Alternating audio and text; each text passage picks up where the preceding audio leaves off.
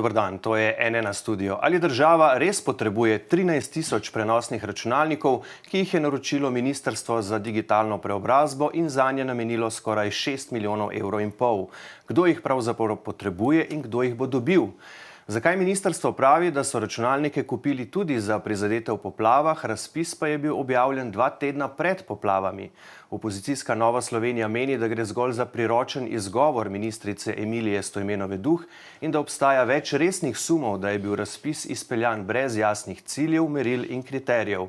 To pa da lahko pomeni netransparentno in neučinkovito porabo javnega denarja, zato so za danes sklicali tudi nujno sejo Komisije za nadzor javnih financ. Z mano v studiu sta ministrica za digitalno preobrazbo Emilija Stojmenova Duh. Dober dan, dobrodošli. In poslanec Nove Slovenije, tudi član omenjene komisije, Jožef Horvat. Dober dan, dobrodošli. Dober dan. Začneva pa seveda midva, gospa ministrica, za začetek morda o eni od osnovnih številk tega razpisa. Kako ste prišli do številke 13.000 prenosnih računalnikov? Po kakšnih kriterijih, s kom vse ste se posvetovali pred odločitvijo za takšno številko? Dober dan, hvala lepa za vabilo v vašem studiu. Začela bi najprej s tem, kako je nastal ta zakon oziroma novela zakona o spodbujanju digitalne vključenosti. V prejšnji vladi je bil minister ravno iz Nove Slovenije in takrat so sprejeli zakon o spodbujanju digitalne vključenosti, kjer so uvedli tako imenovane digitalne bone, s katerimi so lahko dodeljevali 150 evrov vsem, da so si kupovali razne računalniške opreme. Takrat so na nas vse obrnilo veliko organizacij, tudi posameznikov, potem varuh človekovih pravic je opozarjal, zagovornik načela enakosti, da prihaja do diskriminatornosti. Zato smo se mi odločili, da bomo sprejeli novelo zakona, v okviru katere smo predstavili tudi tako imenovan mehanizem za brezplačno izposojo računalniške opreme, ki bo namenjena predvsem šibkejšim oziroma socialno ogroženim. To je, v tem zakonu je člen 23a, kjer se uvede ta računalniški sklad in pravzaprav ti računalniki, o katerih govorimo, so namenjeni temu skladu. Kako ste pa prišli do te številke? Upravičenci. V zakonu so točno navedeni upravičenci. Na prvem mestu so ljudi, ki prejemajo socialno denarno pomoč, potem so tudi upokojenci, so tudi ti, ki dobivajo otroške dodatke. Zdaj, če upoštevamo, da je 80.000 takšnih, ki so upravičeni do socialne denarne pomoči, oziroma 320.000, ki so upravičeni do otroških dodatkov, potem, če upoštevamo, da so tudi invalidi ena od upravičenih skupin, vidimo, da je ta številka nekje okoli 400.000 ljudi, tako da teh prenosnikov bo žal premalo, ampak smo vseeno dali nek odstotek, približno 10% vseh upravičencev, da smo za zagon tega računalniškega sklada, ki pa seveda v prihodnosti se bo dopolnjeval. Kdo bo potem odločal o tem, komu pripada ta računalnik? Vse to je določeno tako v zakonu, kot tudi v uredbi, ki je pripravljena.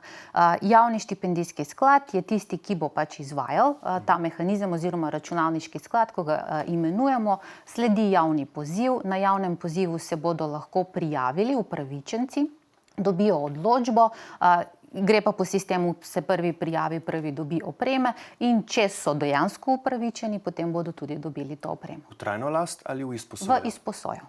Brezplačno izposojo. Za koliko časa? Za prvo skupino, to so torej ljudi, ki so prejemniki denarne socialne pomoči, je za čas 2 leti, za invalide, za upokojence, ki prejemajo pokojnino, ki je manjša od minimalne zagotovljene, pa za obdobje 5 let.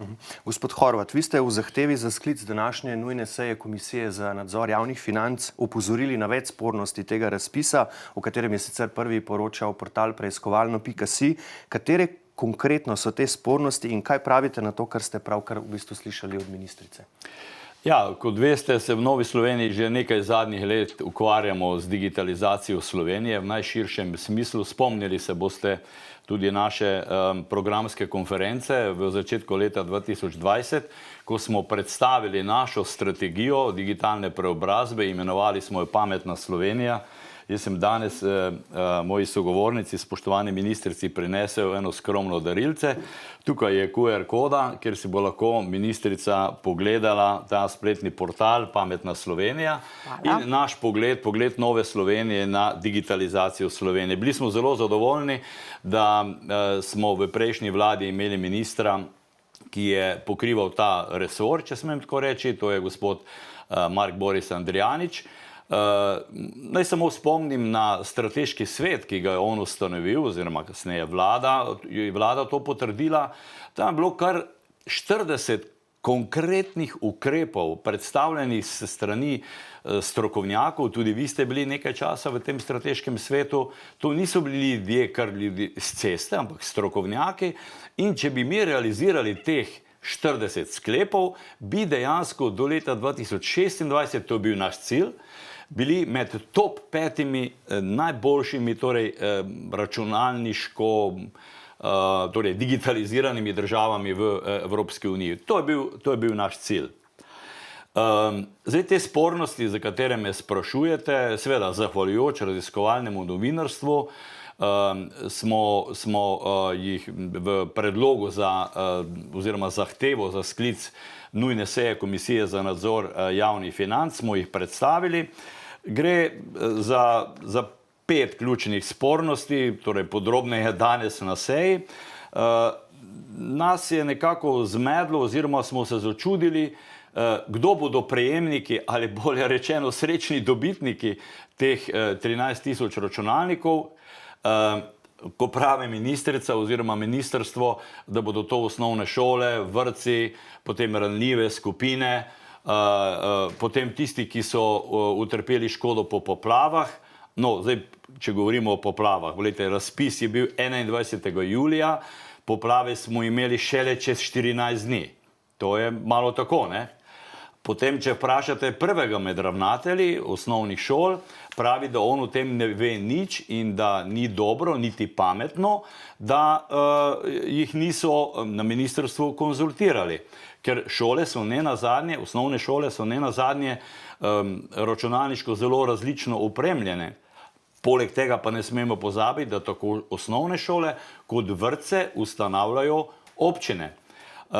Potem še ranljive skupine. Tukaj pravzaprav nimamo vseh zakonskih ali pa, da sem bolj točen, podzakonskih podlag. Nekatere uredbe se še sprejemajo, ampak kot rečeno, razpis pa je že bil kar 21. julija. Pa da se razumemo, to je naše ključno poslanstvo Nove Slovenije oziroma poslancev, ki sedimo v Komisiji za nadzor javnih financ, in mi bomo najbolj zadovoljni, če bomo danes vseh teh ljudi, ki smo jih povabili, predvsem od gospe ministrice, dobili jasne odgovore, prepričljive odgovore, zakonske podlage, kako so se ti računalniki nabavljali, zakaj ravno takšna konfiguracija računalnikov.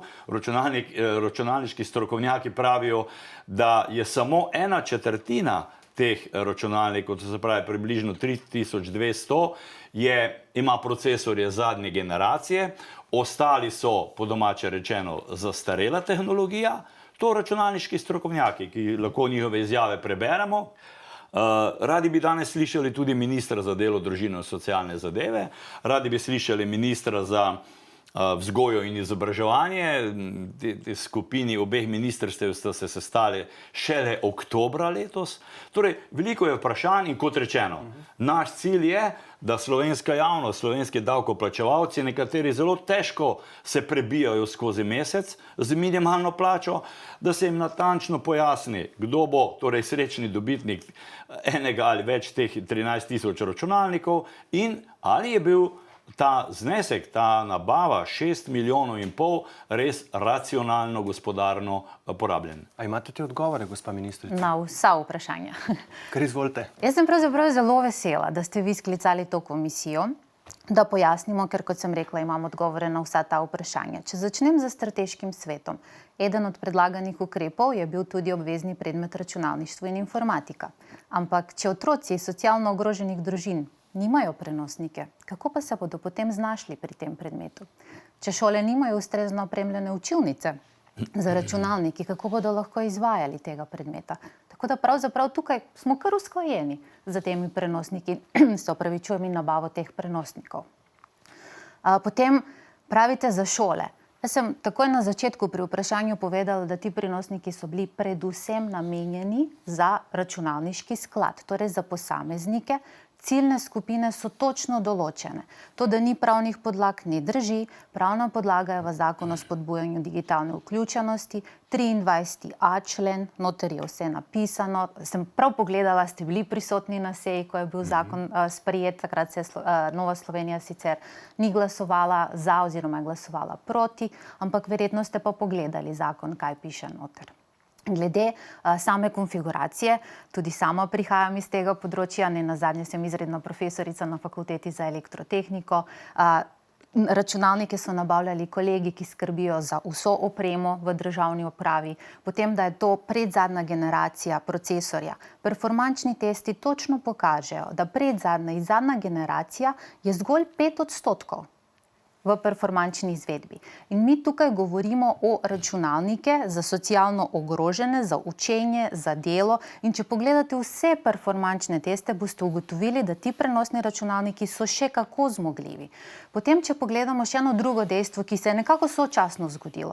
Tudi na Poljskem, ki si izjemno prizadevajo za digitalizacijo, še posebej za kibernetsko varnostjo, so v istem času začeli nabavljati prenosnike, pri njih dodelijo prenosni računalnik vsakemu četrtošolcu. A veste, kakšna je specifikacija? Skoraj identična kot so naši računalniki. Tako da jaz bi želela, da tudi ti računalniški strokovnjaki, da pridejo z imenom pa priimkom, pa naj povejo, zakaj so ti računalniki slabi. Pa še ena zadeva, 95% delavk in delavcev v javni upravi uporablja procesor generacije 10 in 11. To so pa procesori generacije 12, tako da ta očitek res ni utemeljen.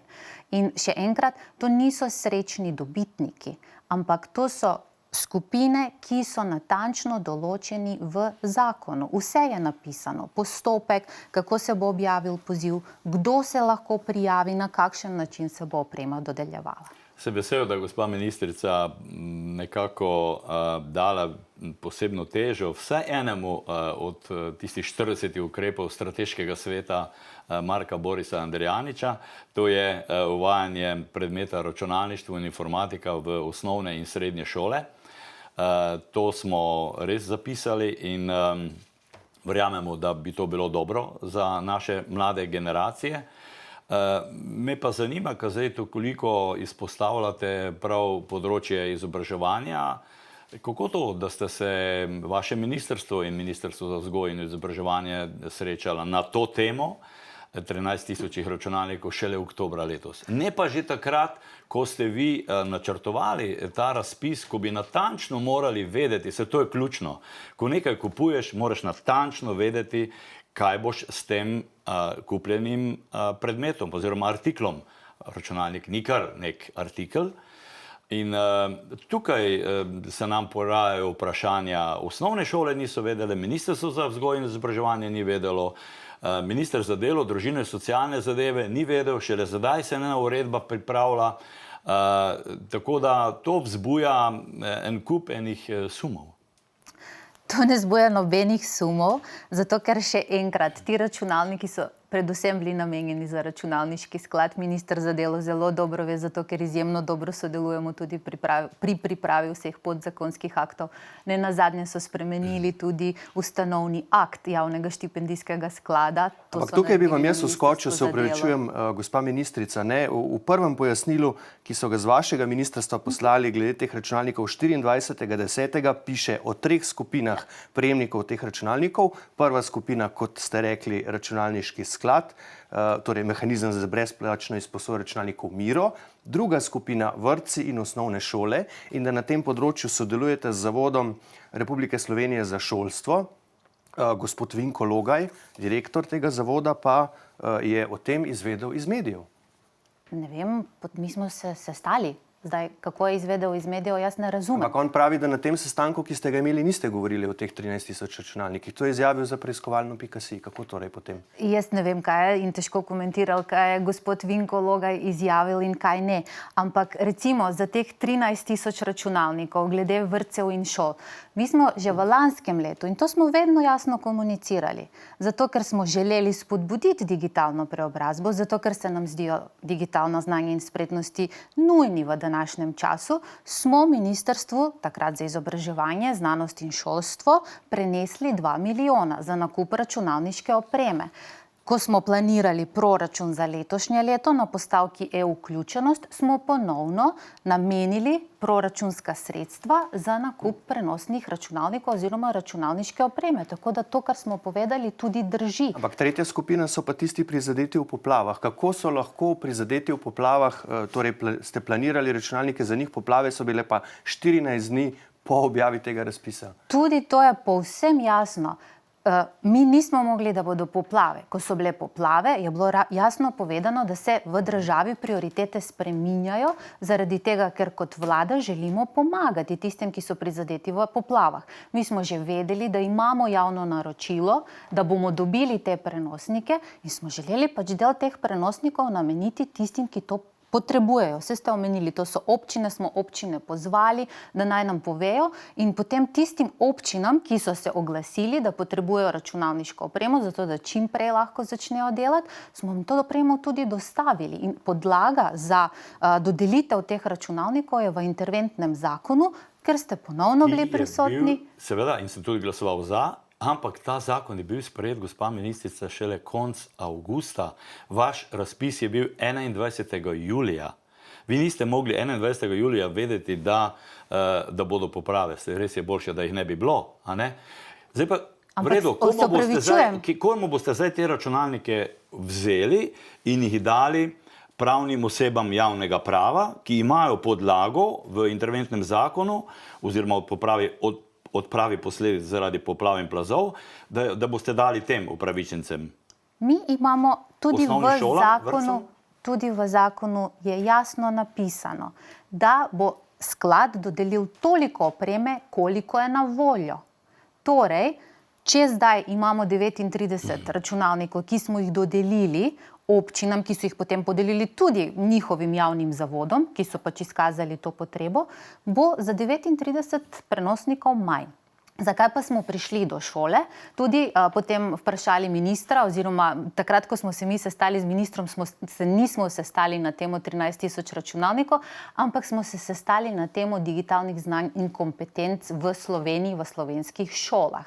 In zaradi tega, ker name se obrača veliko ravnateljev, tudi ko sem hodila na terenu, pred poplavah, po poplavah, da jim primanjkuje opreme in smo povedali, da lahko tudi tukaj pomagamo, če se izkaže res ta potreba. Ali vi mislite, gospa ministrica, da bo teh 13 tisoč računalnikov, ko jih bodo dobili v izobraževalnem sistemu, ranljive osebe in tako naprej, ali bodo kaj pripomogli k dvigu tako imenovanega DESI indeksa? Naj spomnim, da v času ministrovanja vašega predhodnika, Marka Borisa Andrijaniča, je Slovenija dosegla 11. mesto, smo se povzpeli. In sem prepričan, če bi vsaj nekaj teh ukrepov realizirali, ki jih je strateški svet osvojil in je takratna koalicija tudi pozdravila, da bi dejansko mi dosegli ta cilj, ki smo si ga zadali leta 2026 med prvimi 5 državami v Evropski uniji. Leta 2026 med prvimi 5 je absolutno nerealen. To smo upozarjali vsi, ne nazadnje tudi na en dogodek, ki smo ga imeli v tem tednu, so povedali, da je nerealen, ampak ta ukrep bo zagotovo prispeval k temu, da se Slovenija dviguje naprej po DESI indeksu.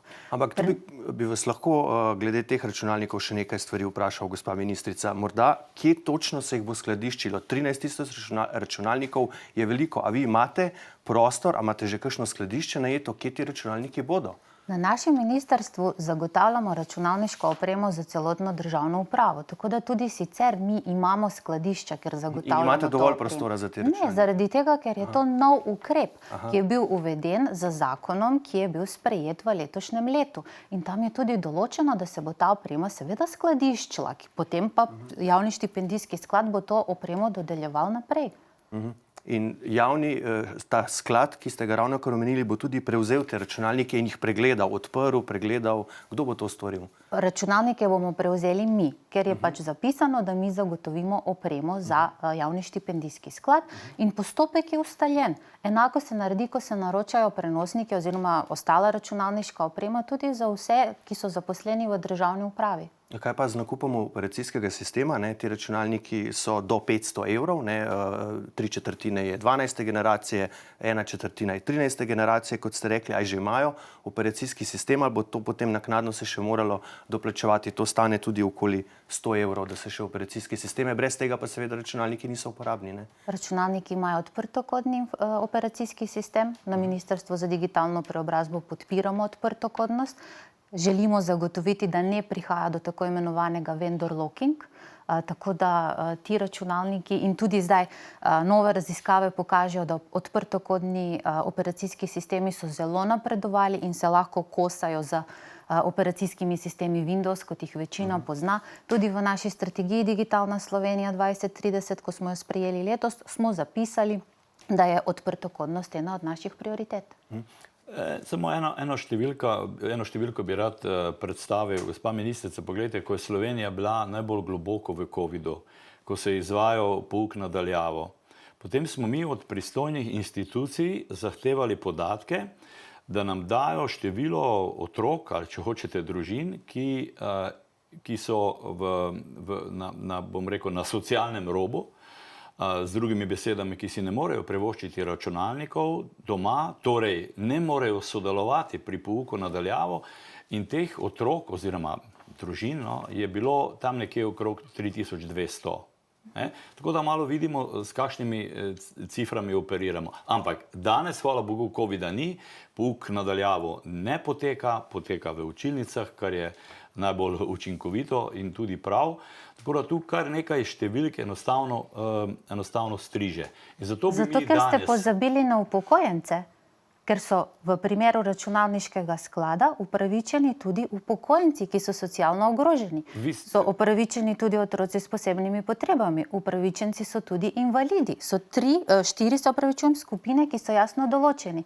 Torej, vi ste zdaj omenili številko 3000 otrok iz revnejših družin, potem pa ste dali, vaš minister je dal 5000 bonov za starejše, pa se je izkazalo kot velika napaka, ker je bistveno višja ta številka. Torej ugotavljamo, da pravzaprav še teh 13 000 prenosnikov je premalo, kar je dejstvo. No, jaz vem, da vi nikoli ne boste priznali, da so ti digitalni boni, ampak digitalne bone moramo meniti pod številko 2, pod številko 1 pa računalniško opismenjevanje starejših. Kakšen namen so imeli boni? Izključno motivacijski. Ampak tu pa vam jaz uskočil, gospod Horvat, se vključujem. Po podatkih ministrstva bi stali vsi ti boni 60 milijonov, torej 150 evrov eden, kar 42 730 mladih se je odločilo ta bon porabiti za nakup slušalk z mikrofonom, zato je šlo 5,1 milijona evrov bonov.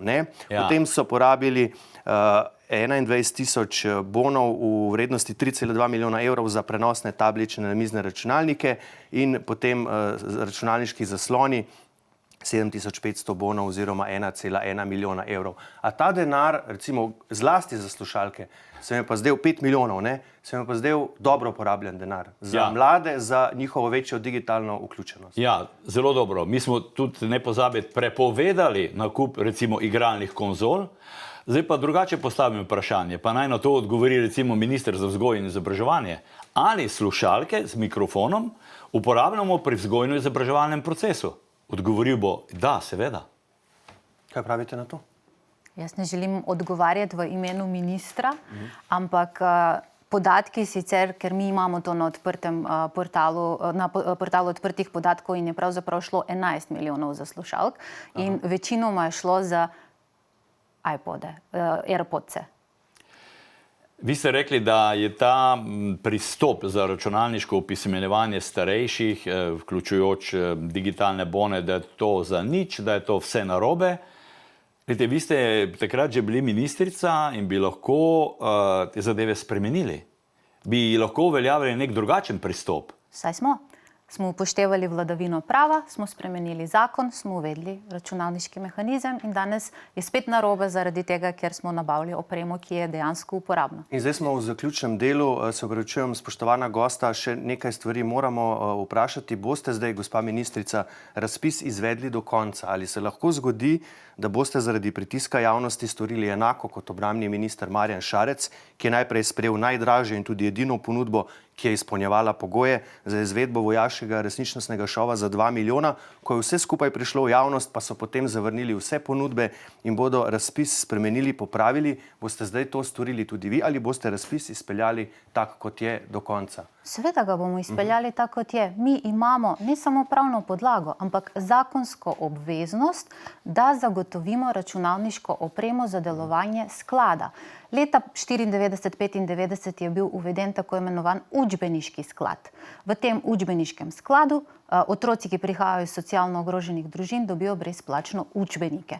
Danes živimo v digitalni dobi, prenosniki so postali osnovno sredstvo za delovanje v digitalnem svetu. Na tak način bomo zagotovili, da bodo otroci dobili te prenosnike. Če govorimo o starejših, naš cilj je, da do leta 2030 so vse ključne javne storitve na voljo digitalno. Kako pa jih naj ljudje uporabljajo, če nimajo osnovne opreme? Kaj pa vi pričakujete, da vlada naredi s tem razpisom, gospod Horvat? Zdaj, koliko jaz vem, so pogodbe z 4 dobavitelji podpisane, to bo ministrica potrdila.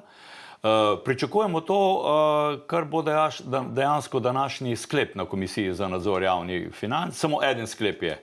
In ta je povsem logičen, ker še enkrat mi poslanci moramo nadzirati delovanje vlade. V tem konkretnem primeru moramo nadzirati, ali je 6,5 milijonov evrov bilo racionalno, gospodarno porabljenih. In zato bomo mi v sklepu zahtevali, verjamem, da bo sprejet tudi s podporo koalicijskih članov. Sicer imate pa sami večino, ne, na tej komisiji. Ja, takšen je poslovnik. Da. Opozicija ima večino pri teh dveh komisijah nadzornih. Mi bomo seveda zahtevali od ministrstva, ki ga vodi gospa ministrica, da nam v roku 7 dni predloži natančno poročilo o izvedbi razpisa, cilji, merila, kriteriji, razdelilnik, torej po upravičencih, pa časovnico izdobave teh računalnikov. Boste to dostavili? Seveda. Imate, gospa ministrica, še vedno podporo premierja Roberta Goloba, stoji za vami pri tem razpisu, vas podpira? Menda sta govorila že na to temo, ne? Premierju sem takoj pojasnila vse, kar je bilo. Ne nazadnje, vsi ti zakoni, ki so podlaga in tudi zakonska obveznost, so sprejeti v prisotnosti predsednika vlade. Ravno v času, ko snemamo ta pogovor, poteka tudi sestanek koalicije, na katerem govorijo o drastičnem zmanjšanju števila ministrstev, kar zdaj predlaga premier Golob. Je z vami že govoril o tem, da bi vaš resor zdaj ukinili, ali to pričakujete? Z menoj še nihče ni govoril o tem. Pa če se bo to zgodilo, ne, da dejansko koalicija danes sprejme dogovor, da se pač drastično zmanjša število ministrstev, da se vaše ministrstvo ukine, pripoji komu drugemu, kakšnemu drugemu ministrstvu, recimo ministrstvu za javno upravo, tam je ta del v bistvu že bil v preteklosti. Kaj boste storili? Kaj bo potem z drugimi ukrepi, ki jih za povečane digitalne vključenosti načrtuje vaše ministrstvo? Na enega bom zagotovo vplivala. Eden od ukrepov je, da dvignemo število inženirk in inženirjev, ki se ukvarjajo z IKT.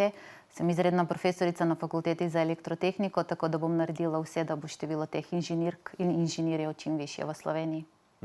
Ampak trend gre v napačno smer, ne? Za naslednje študijsko leto, govorim za Univerzo v Ljubljani, po naših informacijah, je število vpisnih mest na smeri, ki jo omenjate, se zmanjšalo. Na Univerzi v Mariboru ne. In mi praktično potrebujemo tam do leta 2026 okrog 3000 IKT strokovnjakov. Na leto pa jih dobimo koliko, gospa ministrica? A smem odgovoriti tudi na to vprašanje? Lahko seveda na Naše kratko. ministrstvo je predlagalo, da se dvigne vpis ravno na teh smereh, kar je bilo tudi upoštevano pri usmeritvah, ki jih je dala vlada Republike Slovenije. Financiranje je lump sum in potem univerze so avtonomne in lahko sami odločajo, kako bodo razdelili. Bila je veliko prahu se je dvignilo, ko je naša vlada nekaj časa zadrževala dokument, ki je vseboval število vpisnih mest na posamezne smeri. Ampak tukaj je pravzaprav to bolj kritika vlade oziroma predsednika vlade. On bi moral za tem stati, digitalizacija je izjemno pomembna. V tem kontekstu bi si mi v Novi Sloveniji želeli, da kljub rekonstrukciji vlade oziroma zmanjšanju ministrstev, da Ministrstvo za digitalno preobrazbo ostane samostojno ministrstvo. Če želimo dejansko tej državi dobro, če želimo nek razvoj, sicer sami vidimo, da stagniramo, če pa stagniraš, pa pomeni, da nazaduješ. No, še danes bomo videli, kaj se bo zgodilo, tudi nenazadnje z vašim ministrstvom, z vašim ministrskim stavčkom, seveda bomo tudi o tem poročali. Za danes pa, spoštovana gosta, gospod Horvat, gospa ministrica Stojmenova Duh, najlepša hvala, da ste prišla na N1. Hvala vam za povabilo.